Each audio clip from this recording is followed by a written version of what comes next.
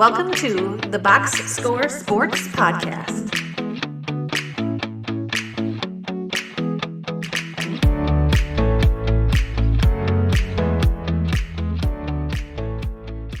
Let's go on to our next team then. This is the NBA exit interview for the Utah Jazz. If you're watching this on YouTube, don't forget to like and subscribe. Leave a comment down below on who you want the Jazz to get in the draft. Now, they got the second pick in the draft. We'll talk about that in a second, but they were 22 and 60. They were the 15th seed in the Western Conference. I think the fourth worst team, something like that. Anyway, give me some pros for the Jazz this season, Clint.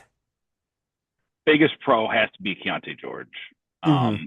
He's kind of really put their feet to the fire of like, okay, we got a guard, we got a guy here that goes with Markkanen, and I think he's like the baseline for why they have made some trades we'll talk about to try to be competitive going forward. For him to just continue to 33 minutes, 37% from three, almost 24 points a game, 6 assists, like he really kind of I don't want to say came out of nowhere because he's, a pedigree guy, but right. To just have that big jump and not be one of those guys that's like, oh, he's a little better. And then 3 or 4 years later, then you got to pay the guy when he's finally got there.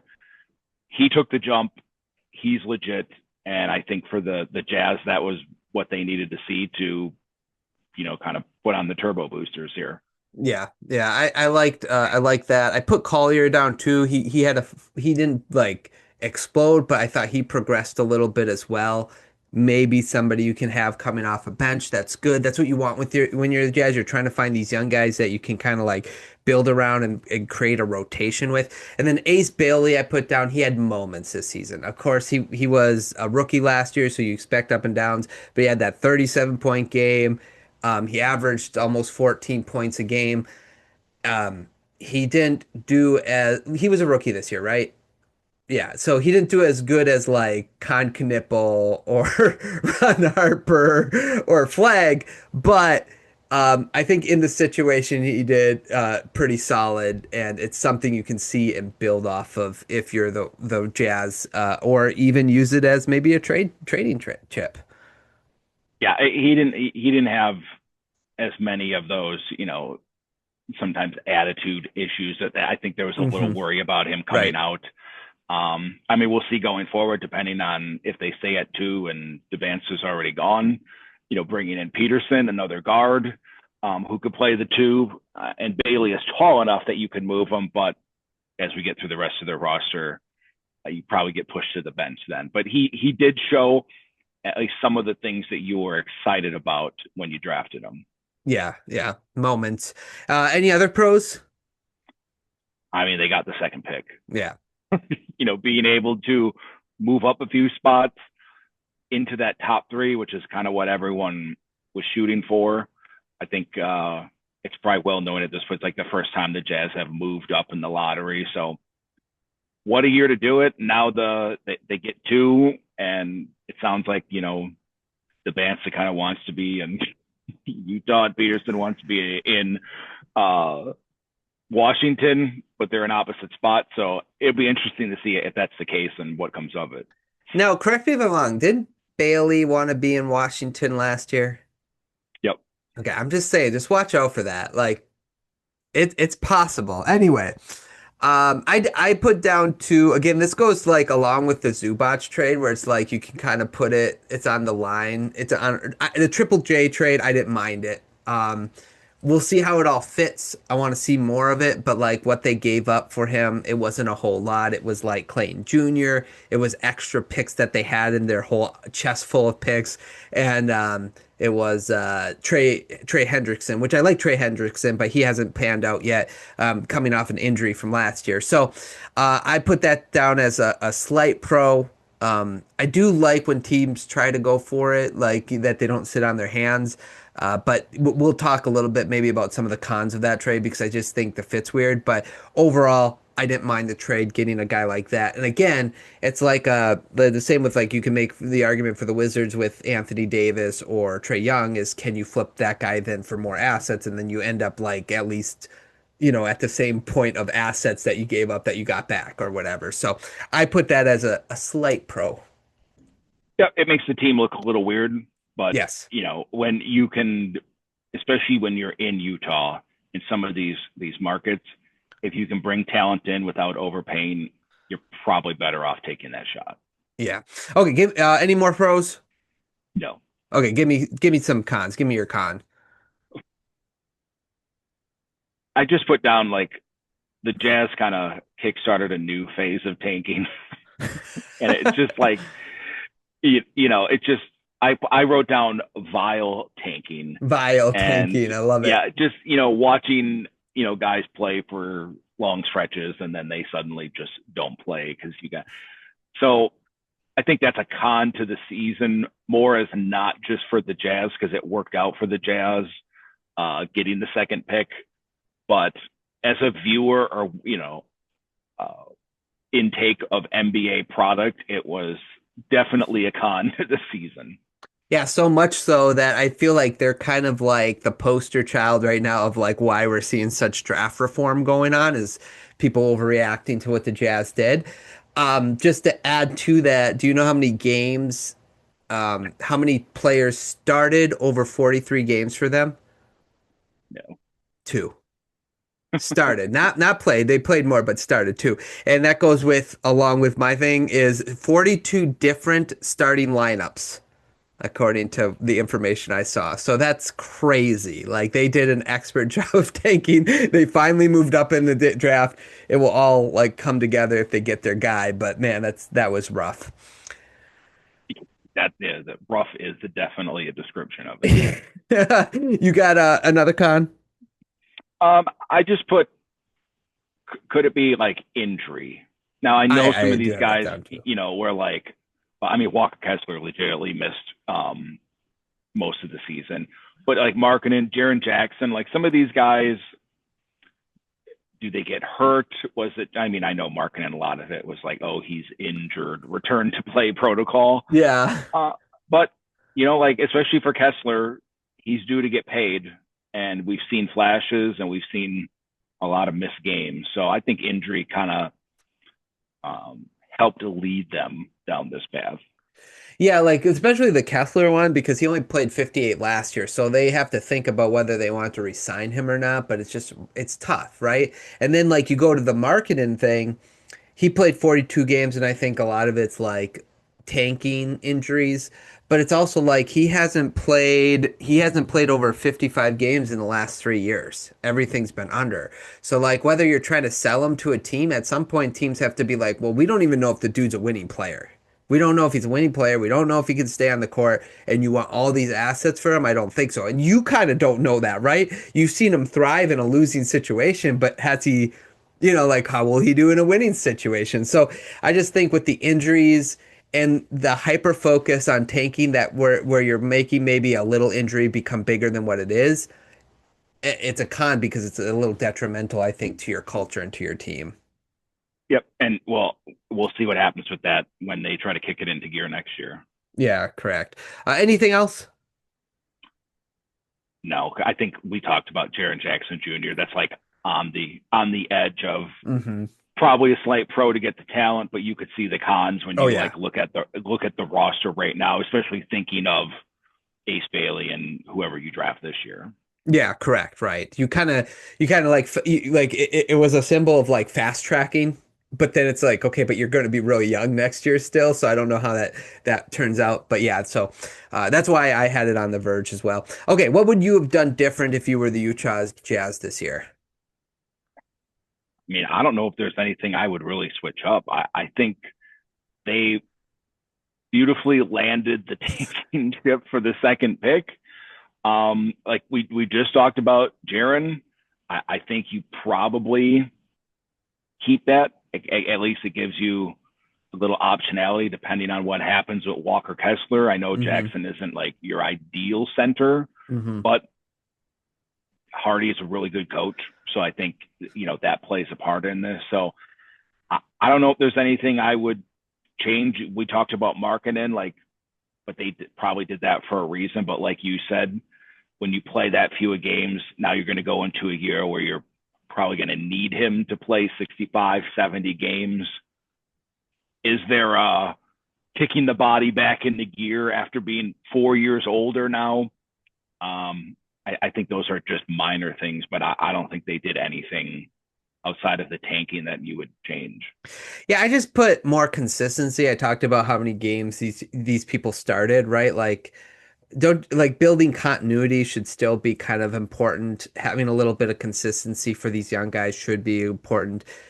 Developing them maybe as potential starters should be important. And I just think like that's the only thing I would have changed. Like you said, I think they did. It might be a nitpick, right? Because it's probably part of the reason why they tanked so well.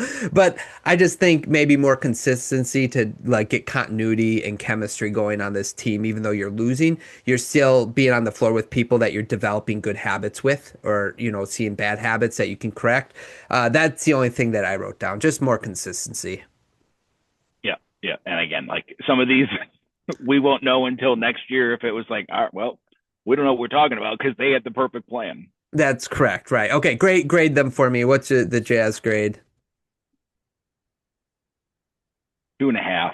Mhm. Yeah, I was at a 2, and I'm gonna bump it up to 2.5 because as much as I hated watching them do what they did, for their sake, they got the second pick. Congratulations. I don't hate Utah, so it's like nothing. This isn't one of those teams that I would personally love to see at the bottom forever. So I hope it works out, and they can, be one of the teams that maybe give some of the better teams in the West a run for their money. But for this year, 2.5. I think they're a much better team than their record showed. Yeah, I agree. I gave them a 3 because it's what I expected. Um, they went a little beyond like what I thought they would do as far as tanking, but it's what I expected that they would try really hard to tank, and that really the goal was next year. And I'll say like with even though we don't understand necessarily the fit right now between Jackson and Kessler and Marketing, if that's what they choose to do, at least I like the fact that like okay they're ready to go next year now. So I'll give them a 3. Um, Off season. Let's look at the Bobby Marks off-season cheat code here. They got the second round pick. They also have $53 million in cap. They have Kessler at as a restricted free agent and nobody else like important like that they're in the free agency right now. So, what do you expect from them this offseason? What do you want them to do? What are we going to see from the Jazz? It comes down to Kessler. Like I know a lot of teams, the Jazz like him, and when you're restricted, they kind of limited. In years past, teams used to just say it doesn't matter. We're going to sign him. We're going to sign him to kind of control his market. The NBA has cracked down a little bit on that, so you can just say we really like the player. Hmm. But I think that cap space, um, you got to save some of it for extensions and redoing contracts. But comes down to Kessler. How much is he going to get? How much are they comfortable paying Walker Kessler after showing flashes? And hey, the guy that's really good at the rim and rebounding but can't shoot, with the team they put with Jackson and Marketing, at least from a shooting aspect, you got the shooting around it. I don't know what the number is, but I think there might be one or two teams that put a big number out there that Utah's probably going to match. But similar to the Duran thing, like how Yeah. high are you really willing to go to Hmm. keep this guy? Yeah, I do like the idea of them having like we talk about how like the Rockets like had a unique team that we wanted to see in the playoffs, and then Steven Adams got injured, so we didn't get to see it. So it's a little bit unique that if they actually kept Kessler, it's like Kessler, Jackson, Markin, and that's a really big team, and it's like interesting to see how that plays out. But yeah, really it just comes down to Kessler, and then really what who they want at number 2 or how much are they willing to give up to go up to number 1 and if the Wizards want to drop to 2 as well. So um yeah, we'll see what they Yep. do. Go ahead, sorry. And I just think, anyone else they're looking to sign, I mean, maybe they can upgrade the bench with some of that cap space or what's left over, but I don't think they're going to go crazy with that. Cause like you said, if say they just stay at 2 and you bring in Peterson, probably bumping Bailey to the bench, and you got your 6th man there, and you got a couple other pieces. So I think they'll be right around the edges of trying to sign guys, and maybe some of these 3-and-D guys or, second contract guys you can squeeze in there, and kind of really build a deep team. But I think that's what they're looking at around the edges after whatever they decide on Kessler. Yeah, correct. Long shot. What's your long shot for the Jazz? It would just be moving from 2 to 1. I think they made their big move. Sign and trades are tough because of the money going out only counts half. They have the cap room to do it, so I guess they could sign and trade Kessler to a team that has some cap space, and they could take the imbalance money back. But I think it's whether Washington, if they would be willing to put up Ace Bailey in 2 to move to 1 without giving up future picks. If Washington really likes Ace Bailey and he really would be like, I kind of wanted to go to Washington. But outside of that, I don't know that they're going to make another huge move without seeing all these guys together. Yeah, I agree. That's what I was getting the 1 pick. So I wondered if could you do Trey Johnson? Is it? That's who the Wizards drafted last year, and how much of an upgrade or downgrade do we feel Ace Bailey is versus Trey Johnson? Do you want could that be the trade? Who we picked last year in the number 1 versus who you picked last year in the number 2. That could be interesting, and I don't know if I'm Washington. If I'd be okay with Peterson because I don't think Trae Young is an answer at guard. And what you find out with all these teams is you do need a floor general. You need somebody who can move the ball. Now I guess I got to do more research on AJ because I don't know if he's that type of guy who is ball dominant and moves the offense. But I know Peterson. I've heard enough about him to understand that's what he's about. You need that guy on your team. If you feel like that's a guy for you and you can get Bailey on top of it, it might be worth the move from 1 to 2. Yeah, and I text you. I think he was on maybe the Rosillo pod, the Wizards president of basketball. And if you're a Wizards, I text you as if I was a Wizards fan, that would make me nervous because he was really talking up Trae Young. And if it comes out that you could go from 2 to 1 and pick up Ace Bailey and Darren Peterson, and that could be your 2 guards going forward, but they seem to want to kick it more into win now mode too. And I think if they're really that high on Trae Young, Dubance is a much better fit for them. But those are one of those things that, maybe 5 years from now, if you're a Wizards fan, you might look back and be like, Utah offered us Ace Bailey to move back 1 spot, and who knows what comes of it between Dubance and Peterson. But I would tend to, if you could pick up an asset like that, not even sure Utah would do that. But if that came out as an option in your Washington, that's tough to pass. Yeah, I agree. The other long shot is just if all the Lauri Markkanen thing was kind of a smoke screen and they're willing to move off of him, then you trade him, right? So that's the other big move. And I know you could get some stuff for him, but I think that the longer you wait, much like any other player, the more his value is going to deteriorate. So they got to decide what they want to do with him as well.